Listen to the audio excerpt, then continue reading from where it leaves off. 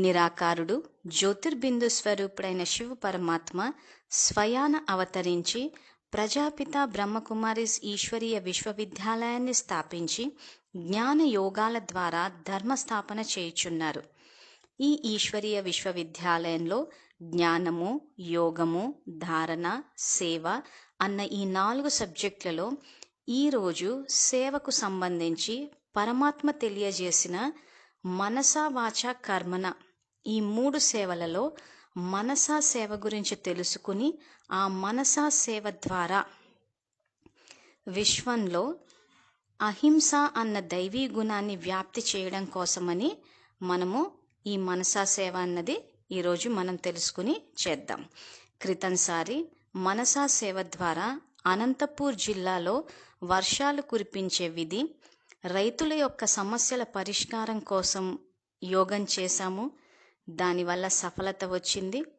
అదేవిధంగా ఈరోజు ఆంధ్రప్రదేశ్ రాష్ట్రంలోని కర్నూలు జిల్లాలోని దేవరగట్టు అన్న ప్రాంతాన్ని ఎంచుకుంటున్నాం. ఈ ప్రాంతాన్ని ఎంచుకోవడానికి కారణం ఏంటంటే ఇక్కడ శివ పరమాత్మ మాల మల్లేశ్వర స్వామిగా పూజలు అందుకుంటున్నారు. ఇక్కడ పరమాత్మ పేరు మీద ఏదైతే హింసాకాండ మారణ హోమము జరుగుతుందో దానివల్ల భక్తి అన్నది రక్తసిక్తం అయిపోయింది. సో ఆ దేవరగట్టు ప్రాంతంలో హింస అన్నది చెలరేగడానికి కారణము, దాని యొక్క నివారణ, దానికి మన యొక్క బాధ్యత. ముఖ్యంగా పరమాత్మ ఇది ఈశ్వరీయ గవర్నమెంట్ అని అంటాడు. ఈ ఈశ్వరీయ గవర్నమెంట్లో ఈశ్వరీయ సేవాదారులమైన మనమే ఈ హింసను సమాప్తి చేసి అహింస అన్న దైవీ గుణాన్ని వ్యాప్తి చేయించాల్సిన బాధ్యత మనందరి మీద ఉంది. సో ఈ దేవరగట్టు ప్రాంతం యొక్క విశేషత ఏదైతే ఉందో, ఇక్కడ ఆ ప్రాంతం ప్రజలు స్వామివారి కోసం ఏదైతే పూజలు చేసి ఆ తర్వాత కర్రల సమరం అనేది చేస్తుందో దానివల్ల అక్కడ హింసే పెంపొందింది. ఆ హింస యొక్క ప్రభావం ద్వారా మానసికంగా, శారీరకంగా, కుటుంబ పరంగా, ప్రకృతి పరంగా అన్ని రకాలుగా ఆ భక్తులు నష్టపోయారు. సో ఆ నష్టపోయిన భక్తులని ఇప్పుడు స్వామివారి యొక్క యథార్థ పరిచయాన్నిచ్చి ఆ తర్వాత వాళ్ళని స్వామివారి యొక్క ప్రేమని అనుభవం చేయడం కోసం అని చెప్పి సెప్టెంబర్ 2017 నుంచి 18 వరకు మనసా వాచా కర్మన 3 రకాల సేవలు చేశాం. ఆ యొక్క సేవా సమాచారాన్ని కూడా తెలుసుకుందాము. ఆ తర్వాత ఈ యొక్క హింస పూర్తిగా సమాప్తం అవ్వడానికి ఈశ్వరీయ సేవాదారులందరూ మనసా సేవ ద్వారా తమ యొక్క శ్రేష్ఠ సంకల్పాల ద్వారా ఈ అహింసని పెంపొందించి హింసని పూర్తిగా సమాప్తి చేయాలన్నది మా యొక్క మనవి. సో ఇప్పుడు ఆ దేవరగట్టు ప్రాంతంలో శివ పరమాత్మ పేరు మీద జరుగుతున్న ఈ హింసాకాండ గురించి టీవీలో ప్రసారమైన ఒక వీడియో ద్వారా తెలుసుకుందాం. దీని గురించి ఇంకా సమాచారం తెలుసుకోవాలి అనుకున్న వాళ్ళు యూట్యూబ్లో దేవరగట్టు అన్న పదాన్ని గనక టైప్ చేస్తే ఆ దేవరగట్టులో జరిగే ఆ హింసాకాండ గురించి పూర్తి సమాచారం వస్తుంది. ఇప్పుడు మన అవగాహన కోసం అసలు ప్రస్తుతము జరుగుతున్నది ఏంటా అన్నది మనకి తెలిస్తే దానిని ఏ రకంగా సరిదిద్దాలి, మన యోగాన్ని ఏ రకంగా ప్రయోగం చేసి సఫలత సాధించాలన్నది మనకి అవగాహన వస్తుంది. ఇప్పుడు టీవీలో ప్రసారమైన ఒక వీడియోని చూద్దాము. Welcome back. దసరా వచ్చిందంటే ఆ ఊళ్ళో రక్తం చిందించాల్సిందే, అవసరమైతే ప్రాణాలకు పోవాల్సిందే. తరతరాల సంప్రదాయం పేరిట కర్నూలు జిల్లా దేవరగట్టు బన్నీ ఉత్సవాల్లో హింస రేగుతోంది. అన్ని చర్యలు తీసుకున్నామని అధికారులు చెబుతున్న దేవరగట్టులో రక్త చరిత్ర కొనసాగుతూనే ఉంది.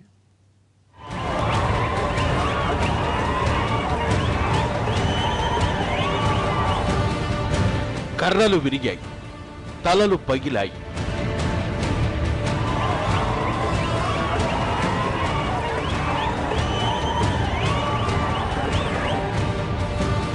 పండుగ పేరిట నెత్తురు పారింది.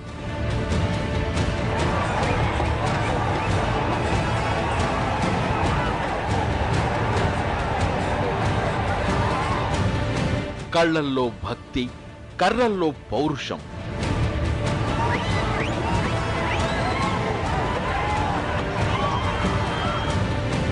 పోలీసుల హెచ్చరికల కంటే పంతమే నెగ్గింది.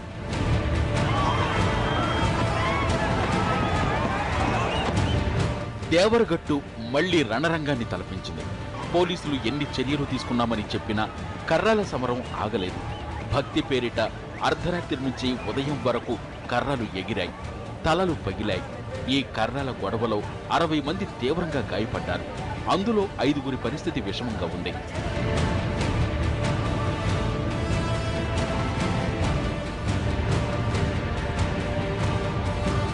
దేవరగట్టంటే అందరి మదిలో మెదిలేది కర్రల సమరం, భయానక దృశ్యాలు, నెత్తురూడుతున్న వారిని మోసుకెళ్లే చిత్రాలు, పరిస్థితి చెయ్యి దాటి ప్రాణాలు కోల్పోయే అనాగరిక సంఘటనలు.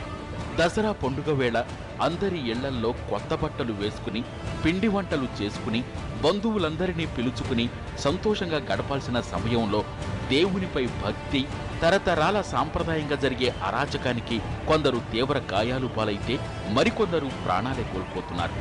దేవునిపై విశ్వాసం, భక్తి, సాంప్రదాయాలపై గౌరవం ఉండాలనే విషయంలో ఎలాంటి భేదాభిప్రాయం లేకపోయినా దేవరగట్టులో కొనసాగుతున్న హింసకు పరిష్కారం లేదా అనేది చర్చనీయాంశమైంది.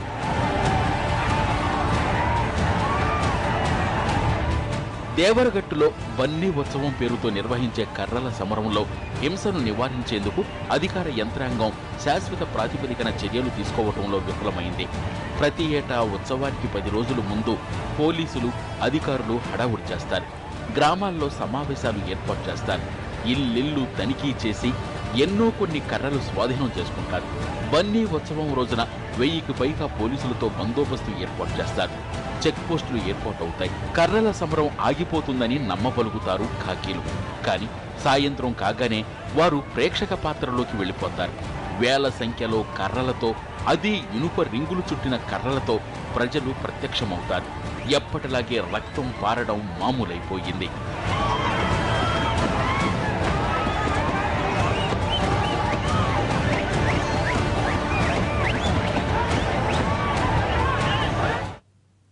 అందరూ బంధువులే, ఒకరికొకరు పరిచయం ఉన్నవాళ్లే. అయితే అదంతా మామూలు సమయంలోనే. దసరా వచ్చిందంటే చాలు, దసరా అవేవి గుర్తుండవు. మనోడా పరాయోడా అన్న తారతమ్యాలుండవు. కర్రలతో బాదుకోవడమే. దశాబ్దాల నుంచి జరుగుతున్న ఈ తంతు రణంగాన్ని తలపిస్తోంది.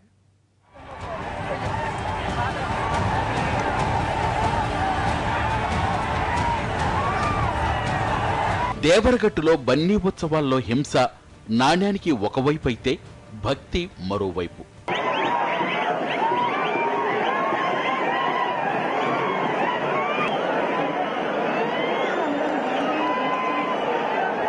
మాల మల్లేశ్వర స్వామి మీద ఎంతో భక్తి, నెరణికి తాండ, కొత్తపల్లి, సులువాయి, విరువాపురం, అరికేర, కురుకొంద, ముద్దనగేరి, ఆలూరు, హొళగుంద గ్రామాలకు చెందినవారు దాదాపు 2 లక్షల మంది దేవరగట్టు ఉత్సవాలకు వస్తుంటారు. అలా తమతో పాటు కర్రలు తీసుకువెళతారు. ఒక్క కర్నూలు జిల్లా నుంచే కాకుండా కర్ణాటక, మహారాష్ట్ర నుంచి కూడా భక్తులు ఈ ఉత్సవాల్లో పాల్గొంటారు. ఎంతో భక్తితో దసరా పండుగ రోజున రాత్రంతా మాల మల్లేశ్వర స్వామి కళ్యాణోత్సవం, బన్నీ ఉత్సవం, భవిష్యవాణి కార్యక్రమాల్లో పాల్గొంటారు.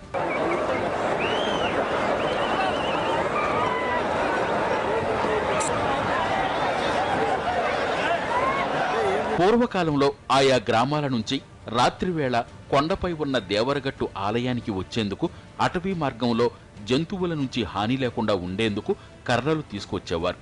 చీకటి కారణంగా దారి కనిపించేందుకు దివిటీలు తెచ్చేవారు. ఆ సాంప్రదాయం ఇప్పటికీ కొనసాగుతుంది.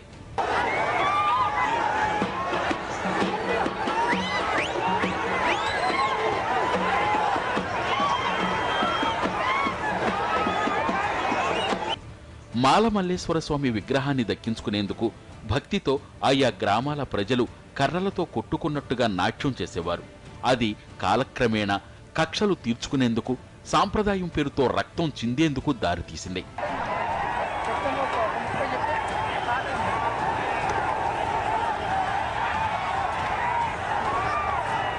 గతంలో పాత కక్షలను తీర్చుకుని ప్రత్యర్థులను మట్టుపెట్టేందుకు దేవరగట్టు బన్నీ ఉత్సవాన్ని వేదికగా చేసుకునేవారు. పరిస్థితి గతంతో పోలిస్తే కొంత మెరుగైన రక్త చరిత్ర మాత్రం పునరావృతం అవుతూనే ఉంది. 6 ఏళ్ల క్రితం కూడా ఒకరు మృతి చెందారు. అంతకు ముందు మృతి చెందిన వారికి లెక్కే లేదు. గతంలో ఇక్కడ చనిపోతే కేసులు కూడా పెట్టేవారు కాదు.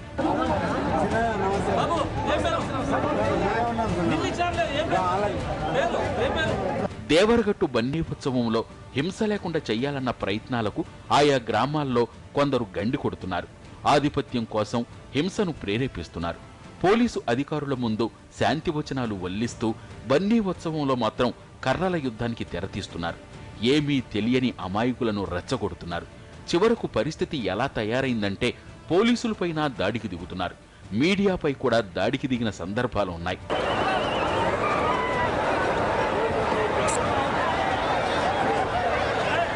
దేవరగట్టు బన్నీ ఉత్సవాలపై కొన్నేళ్ల క్రితం మానవ హక్కుల కమిషన్ స్పందించింది. దీనిపై నివేదిక ఇవ్వాలని ఆదేశించింది. ఆ తరువాత అధికార యంత్రాంగం కాస్త గట్టిగా చర్యలు తీసుకున్నా మళ్లీ మామూలే. 2 ఏళ్ల క్రితం బన్నీ ఉత్సవంలోనే తరిమి కొట్టారు. కొందరు పోలీసులు కొండల్లోకి పారిపోయి కాకి దుస్తులు విప్పేసి అక్కడే ఉన్న వారి లుంగీలు టవళ్లు కప్పుకుని బతుకు జీవుడా అంటూ ప్రాణాలు దక్కించుకున్నారు. బన్నీ ఉత్సవాల సమయంలో కేవలం బందోబస్తు ఏర్పాటు చేయటమే పోలీసు శాఖ బాధ్యత అన్నట్టుగా ఉంది. పోలీసు శాఖ మాత్రమే కాకుండా మొత్తం అధికార యంత్రాంగం కొన్నేళ్ల పాటు గ్రామాల్లో వివిధ సామాజిక రాజకీయ ప్రతినిధులతో శాంతి కమిటీలు ఏర్పాటు చేసి చైతన్య కార్యక్రమాలను ఏర్పాటు చేయటం ద్వారా స్థానికుల్లో మార్పు తీసుకురావడమే ఈ హింసకు పరిష్కారంగా కనిపిస్తోంది. అప్పటికీ హింసకు పాల్పడే వారిపై చట్టపరిధిలో కఠినంగా వ్యవహరించాలి. 1 ఏడాదో 2 ఏళ్లో కాకుండా కనీసం 10 ఏళ్ల పాటు చిత్తశుద్ధితో అధికార యంత్రాంగం, స్వచ్ఛంద సంస్థలు కలిసి పనిచేస్తే దేవరగట్టు బండి ఉత్సవం రక్తసిక్తం కాకుండా భక్తి పారవశ్యంతో నిండిపోతుంది.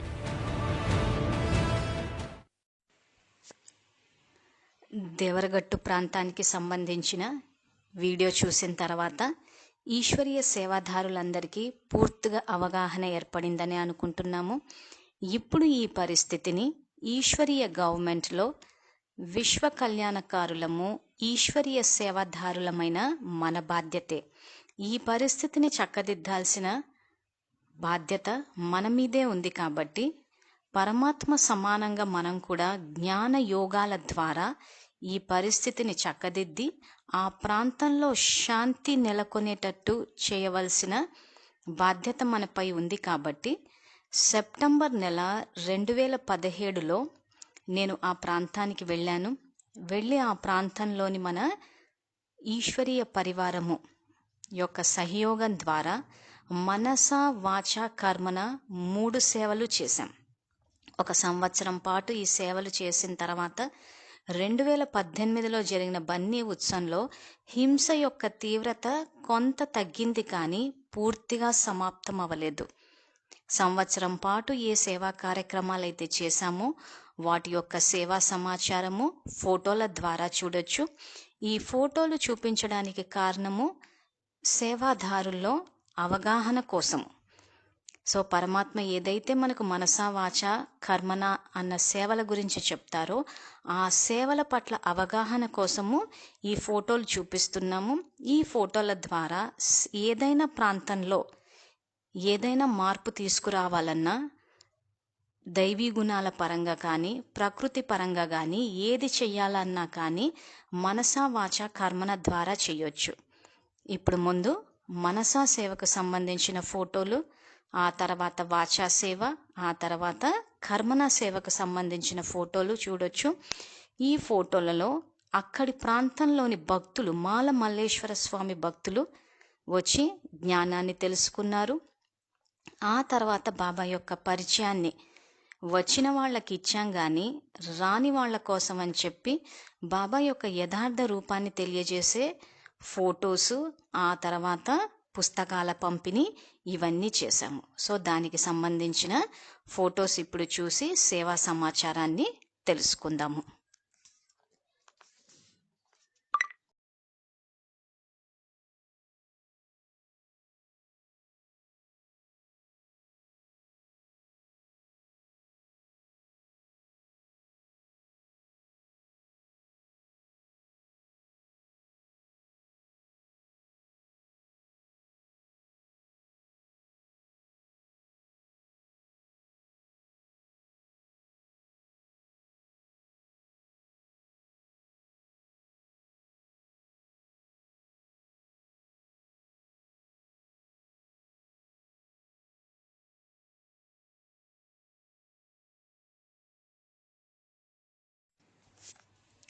కర్మణ సేవలో భాగంగా శివ పరమాత్మ యొక్క సూచనలకు అనుసారంగా నిరాకారుడు జ్యోతిర్బిందు స్వరూపుడైన పరమాత్మ యథార్థ పరిచయాన్ని, పరమాత్మ యొక్క అవతరణని, ఆ తర్వాత అహింస పరమో ధర్మ అన్న ఈ సందేశాన్ని పాంప్లెట్స్, క్యాలెండర్స్, బ్యానర్స్, పోస్టర్స్ అంటించడము, పుస్తకాల పంపిణీ ద్వారా హింసలో భాగస్వామ్యం తీసుకునే అన్ని పల్లెల్లోని మాలమల్లేశ్వర స్వామి భక్తులకు పంపిణీ చేయడం అన్నది జరిగింది. ఆలూరు ఈశ్వరీయ సేవాదారులందరూ సంఘటితంగా కలిసి సేవ చేసిన ఈ ఫోటోలని చూడవచ్చు.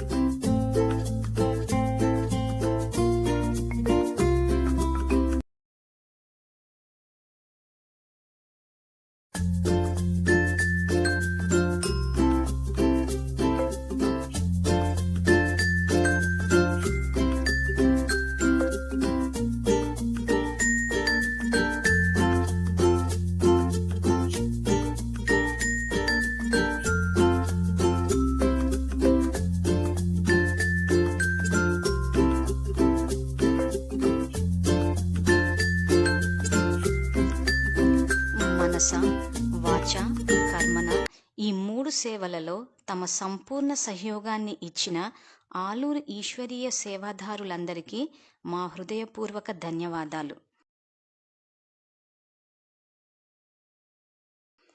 సృష్టికర్త శివ భగవాన్ దివ్య జ్ఞానము అన్న ఈ పుస్తకాన్ని 1,00,000 కాపీలు ఉచితంగా పంపిణీ చేసిన తాడేపల్లిగూడెం ఈశ్వరీయ సేవాదారులకి, ముఖ్యంగా ఆదినారాయణ అన్నయ్య గారికి మా హృదయపూర్వక ధన్యవాదాలు. దేవరగట్టు ప్రాంతంలోని ప్రజలెవరూ పరమాత్మ యొక్క యథార్థ పరిచయము, అవతరణ, అహింస పరమో ధర్మ అన్న ఈ సందేశం నుంచి వంచితులు కాకుండా ఉండడానికి మాల మల్లేశ్వర స్వామి దేవాలయానికి వెళ్లే దారిలో పరమాత్మ యొక్క సందేశాన్ని శాశ్వతంగా గోడ మీద పెయింట్ ద్వారా వ్రాయడం జరిగింది. ఆంధ్రప్రదేశ్ వైపు నుంచి వచ్చే వాళ్ళకి తెలుగు భాషలో, కర్ణాటక ప్రాంతం నుంచి వచ్చే వాళ్ళకి కన్నడ భాషలో ఈ సందేశం రాయడం అన్నది జరిగింది. ఈ గోడ మీద రాసిన సందేశం ఏంటంటే, మహాజ్యోతి అయిన పరమశివుడు ఈ భూమిపై అవతరించి ధర్మస్థాపన చేయుచున్నారు. శివ భగవాను వాచ, మధురమైన ఆత్మిక పిల్లలు, నేను సర్వాత్మలకు తండ్రిని. నా యథార్థ రూపం జ్యోతిర్బిందువు. నన్నే వివిధ ధర్మముల వారు శివ, యహోవా, అల్లా అని అనేక పేర్లతో ఆరాధించుచున్నారు. నేనే ముక్కోటి దేవతలకు దేవాది దేవుడను. వర్ధమాన సమయంలో నేను ప్రజాపిత బ్రహ్మ శరీరంలో ప్రవేశించి విశ్వవ్యాప్తంగా జ్ఞాన రాజయోగములను బోధిస్తూ ధర్మస్థాపన చేయుచున్నాను. కావున మధురమైన పిల్లలు, నన్ను యథార్థంగా తెలుసుకుని ముక్తి, జీవన్ముక్తిని పొందండి. ఇదే నా సందేశము. ఓం శాంతి. ఇప్పుడు లేకున్నా మరెప్పుడు లేదు. ఈ సందేశంతో పాటు అహింస పరమో ధర్మ అన్న సందేశం కూడా రాయబడింది. ఈ సందేశం ఏమనగా, అహింసను మించిన పరమ ధర్మం లేదు. అహింస అన్నది దైవం నిర్దేశించిన శ్రేష్టమైన మార్గము. అహింస అనున్నది మనస, వాచ, కర్మన 3 విధాలుగా పాటించవలను. భగవంతుని పట్ల నమ్మకంతో పాటు ప్రేమ మరియు గౌరవం ఉన్నచో ఆయన నిర్దేశించిన అహింసా మార్గమున నడుచుట సులభమగును. మనము అహింసా మార్గమున అడుగులు వేసినా మన పట్ల హింస జరగకుండా ఉంటుంది. ఎప్పుడైతే హింస అనున్నది ఆలోచన స్థాయిలోనే నిలిపివేస్తామో మనలో మరియు సమాజంలో శాంతి, ప్రేమ మరియు ఆనందం నెలకొంటుంది. ప్రజాపిత బ్రహ్మకుమారి ఈశ్వరీయ విశ్వవిద్యాలయము ముఖ్య కేంద్రము మౌంట్ అబు.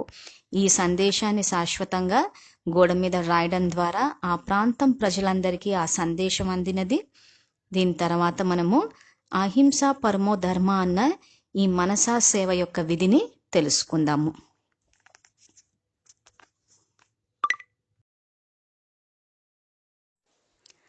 దేవరగట్టు ప్రాంతంలో శివ పరమాత్మ మాల మల్లేశ్వర స్వామిగా పూజలు అందుకుంటున్నారు. మాల మల్లేశ్వర స్వామి భక్తులలోని హింసా ప్రవృత్తిని పూర్తిగా సమాప్తం చేసి అహింస అన్న దైవీ గుణాన్ని పెంపొందించడం కోసము మనసా సేవలో మనం చేయాల్సిన సంకల్పాల గురించి తెలుసుకుందాము. ఇక్కడ మనసా సేవలో మనం చేసే సంకల్పాలు సిద్ధించడానికి యోగాన్ని ప్రయోగం చేయాలి. యోగాన్ని ప్రయోగం చేయడానికి చేయవలసిన యోగ స్థితిలోకి రావడానికి ఆత్మని పవిత్ర స్వరూపాన్ని శివ పరమాత్మ నా తండ్రి. ఇక్కడ వీడియోలో స్లైడ్స్లో ఈ యొక్క సంకల్పాలను వేసి చూపిస్తున్నాము. విద్యార్థులు తమ యొక్క అవగాహన కొరకు గుర్తు పెట్టుకోవడం కోసము నోట్ చేసుకోవడం కానీ లేదా వీడియోని రివైండ్ చేసి చూసి గుర్తు పెట్టుకోవడం కానీ చెయ్యాలి. సో ఈ యోగ స్థితి అన్నది చాలా ముఖ్యం. ఇక్కడ ఈ యోగ స్థితిలో సంకల్పాలు చేసినప్పుడే అవి శక్తిని సంతరించుకుని వాటి యొక్క ప్రభావాన్ని చూపించగలుగుతాయి. సంకల్పాలు ఒక ప్రాంతం నుంచి ఒక ప్రాంతానికి వెళ్ళేది పంచతత్వాల్లోని ఆకాశతత్వము. ఇక్కడ మనకు విద్యాలయంలో పరమాత్మ దాన్ని వాయుమండలం అన్న పదాన్ని వాడుతారు.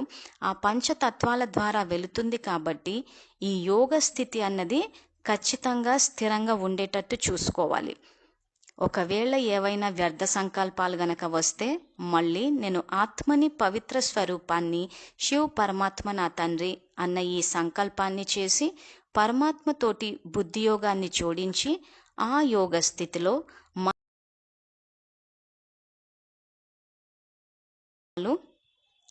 మాల మల్లేశ్వర స్వామి భక్తులు సంపూర్ణ అహింసకులు. మాల మల్లేశ్వర స్వామి భక్తులు సంపూర్ణ అహింసకులు. సంకల్పము, మాల మల్లేశ్వర స్వామి భక్తులు జ్ఞాన సంపన్నులు, సర్వగుణ సంపన్నులు. మాల మల్లేశ్వర స్వామి భక్తులు జ్ఞాన సంపన్నులు, సర్వగుణ సంపన్నులు.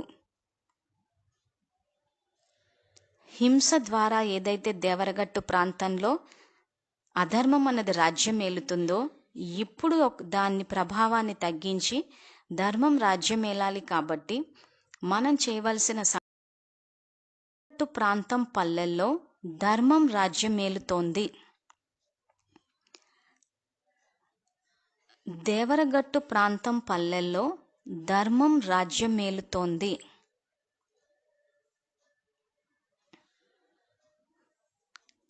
అధర్మం యొక్క ప్రభావం వల్ల పంచతత్వాలు ప్రతికూల పరిస్థితులను కల్పించాయి. కాబట్టి ఇక్కడ మనం చేయవలసిన సంకల్పము, దేవరగట్టు ప్రాంతం పల్లెల్లో పంచతత్వాలు సతో ప్రధానముగా సహయోగము ఇస్తున్నాయి.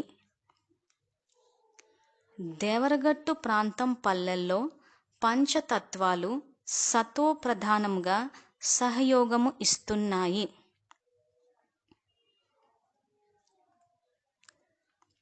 దేవరగట్టులో జరిగే హింసాకాండ వల్ల భక్తులు గాయాలకు లోనవటము, మృతి చెందడం కూడా గతంలో చూసాం. కాబట్టి ఇప్పుడు వాళ్ళందరూ సురక్షితంగా ఆరోగ్యంగా ఉండడానికి మనం చేయవలసిన సంకల్పము, మాల మల్లేశ్వర స్వామి భక్తులు సురక్షితంగా ఆరోగ్యంగా ఉన్నారు.